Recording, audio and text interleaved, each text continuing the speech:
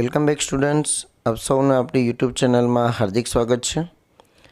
વિદ્યાર્થી મિત્રો, આપણે આ વિડીયોની અંદર ધોરણ 9 વિષય અંગ્રેજી સેકન્ડ લેંગ્વેજ એટલે કે જે ગુજરાતી માધ્યમના બાળકો અભ્યાસ કરે છે એમાં અંગ્રેજી સેકન્ડ લેંગ્વેજ હોય છે, દ્વિતીય ભાષા. તો આપણે આ વિડીયોની અંદર દ્વિતીય પરીક્ષા અથવા પ્રિલિમ પરીક્ષાનું પ્રશ્નપત્રનું પરિરૂપ, કયા વિભાગમાં કેવા પ્રકારના પ્રશ્નો, કેટલા માર્ક્સના પ્રશ્નો પૂછાશે એના વિશેની સંપૂર્ણ માહિતી આપણે આ વિડીયોમાં મેળવવાના છીએ. તો પ્લીઝ વિડીયોને અંત સુધી જોજો, વિડીયોને લાઇક કરજો, તમારા મિત્રો સાથે શેર કરજો. ચેનલ પર નવા હોય તો આપણી ચેનલને સબસ્ક્રાઈબ કરી બાજુના બેલ આઇકોનને પ્રેસ કરજો.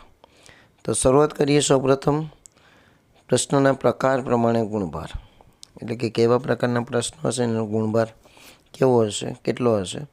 હેતુલક્ષી 13 પ્રશ્નો 15 માર્ક્સ, અતિ ટૂંક જવાબી 1 પ્રશ્ન 3 માર્ક્સ, ટૂંક જવાબી પ્રશ્નો 20 કુલ ગુણ 20, વિસ્તૃત જવાબો 2 કુલ ગુણ 7 અને વિસ્તૃત જવાબો પ્રકાર 2 1 કેટલા માર્ક્સ 5 માર્ક્સ. તો આ રીતે તમારે 50 માર્ક્સ પૂર્ણ થશે. એના પછી તમને વિભાગ દીઠની વાત કરીએ, એટલે કે કેવા કેવા વિભાગમાં કેવા પ્રશ્નો હોય છે. તો અહીંયા તમે જોઈ શકો છો, રીડિંગ કમ્પ્રેહેન્શન એ 12 માર્ક્સ 4. શું તમને અંગ્રેજી ગ્રામર આવડતું નથી? તો હવે આવડવા લાગશે તમને, પણ કેવી રીતે? તો તમે સેલ્ફ જાતે શીખી શકો અંગ્રેજી ગ્રામર એવું પુસ્તક, જેનું નામ જ છે અંગ્રેજી ગ્રામર, જેના લેખક છે આશીષ પટેલ. આ પુસ્તક ધોરણ 5થી લઈને 12 સુધીના વિદ્યાર્થીઓ માટે ઉપયોગી થાય એવું પુસ્તક, તેમજ કોલેજના વિદ્યાર્થીઓ માટે પણ ઉપયોગી થાય એવું પુસ્તક, અને જે વિદ્યાર્થી મિત્રો કોમ્પિટિટિવની એક્ઝામની તૈયારી કરે છે એના માટે પણ ઉપયોગી સાબિત થઈ શકે.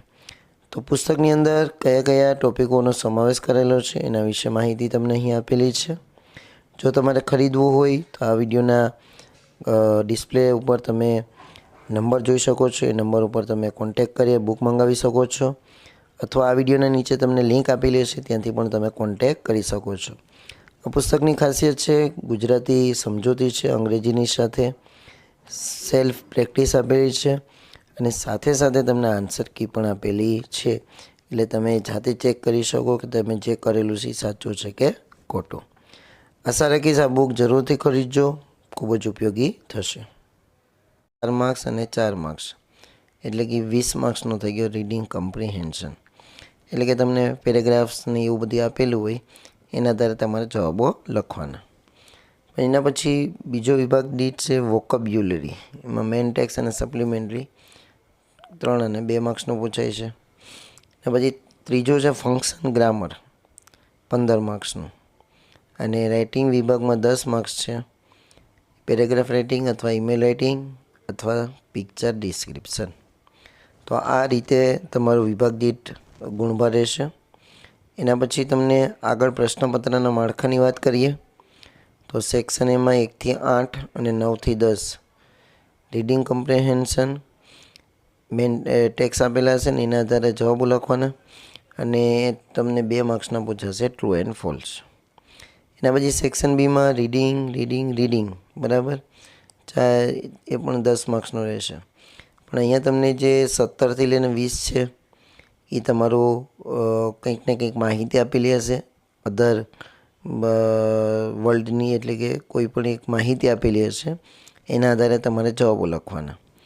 એના પછી 13 થી 16 સપ્લિમેન્ટરી રીડર તમારું જે આવે હોય છે એમાંથી પૂછાશે 4 માર્ક્સનું, અને બાકી રીડિંગ કમ્પ્રેહેન્શન મેન ટેક્સમાંથી હશે. એના પછી સેક્શન સીની વાત કરીએ, જે તમારો ગ્રામર પોર્શન છે વધારે, identifying the function, complete the sentence, vocabulary અને vocabulary find the nearest meaning. એના માટે તમારે તમારી પાસે શબ્દ ભંડોળ હોવું જરૂરી છે. એના પછી સેક્શન ડી, તો સેક્શન ડીમાં જોઈ શકો છો 10 માર્ક્સનું છે. એ પણ મોટા ભાગે આપણો ગ્રામરનો પોર્શન છે 9મા ધોરણમાં. અને સેક્શન ઈ જે તમારો રાઇટિંગ સેક્શન છે, એ રાઇટિંગ સેક્શનમાં પેરેગ્રાફ રાઇટિંગ અને બીજું છે પિક્ચર ડિસ્ક્રિપ્શન. આ બેમાંથી તમારે કોઈ એક લખવાના રહેશે. તો બે તમારે 5 માર્ક્સના છે, અને એના અથવામાં તમને ઘણા બધા પ્રશ્ન આપેલા હોય છે, એ તમારે લખવાના રહેશે. અને તમારો જે આ સિલેબસ છે ડિસેમ્બર સુધીના અભ્યાસક્રમમાંથી 70% અભ્યાસક્રમ રહેશે પરીક્ષા માટે.